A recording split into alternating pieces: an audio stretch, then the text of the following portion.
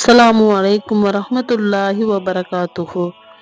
பயணத்தில் தொழுகை தொழுவது எப்படி? இன்ஷா அல்லாஹ் பார்ப்போம். கடமையான தொழுகைகளை குறிப்பிட்ட நேரத்தில் தொழ வேண்டும். ஆனால் பயணத்தில் இருப்பவர் குறிப்பிட்ட 2 தொழுகைகளை ஒரே நேரத்தில் தொழுது கொள்ளலாம்.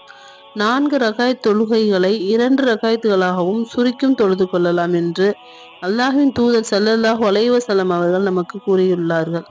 2 தொழுகைகளை சேர்த்து தொழுவதற்கு அரபியில் ஜம்மு என்றும், 4 ரகாயத்து தொழுகைகளை சுருக்கி தொழுவதற்கு அரபியில் கஸ்ர் என்றும் கூறுவர்.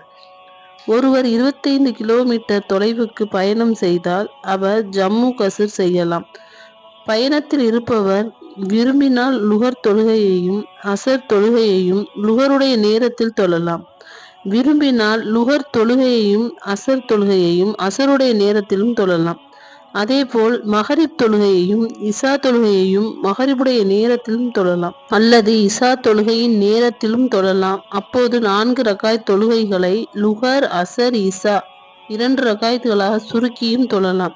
சுபுஹ் தொழுகையை 2 ரகாயத்தாகவும் மகரிப் தொழுகையை 3 ரகாயத்துகளாகவும் தொழ வேண்டும். 2 தொழுகைகளை சேர்த்து தொழும்போது 2 தொழுகைக்கும் சேர்த்து ஒரு பாங்கு சொல்ல வேண்டும். ஒவ்வொரு தொழுகைக்கும் தனித்தனியாக இகாமத் சொல்ல வேண்டும்.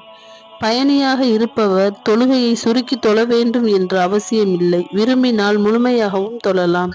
ஒருவர் எத்தனை நாட்கள் பயணத்தில் இருந்தால் ஜம்மு கஸ்ர் செய்யலாம் என்பதில் நபி ஸல்லல்லாஹு அலைஹி வஸல்லம் அவர்கள் வரையறை எதுவும் நமக்கு கூறவில்லை. இது போன்ற மார்க்கத்தில் உள்ள சலுகைகளை நாம் பயன்படுத்துவதை நபி அவர்களும் நமக்கு ஆர்வமூட்டியுள்ளார்கள். இந்த மாதிரி சலுகைகள் அனைத்தும் பயணத்தில் இருப்பவர்களுக்கு மட்டுமே தவிர மற்ற நாட்களில் நாம் குறிப்பிட்ட நேரத்தில் பாங்கு சொன்னவுடன் தொழுகைக்கு செல்ல வேண்டும்.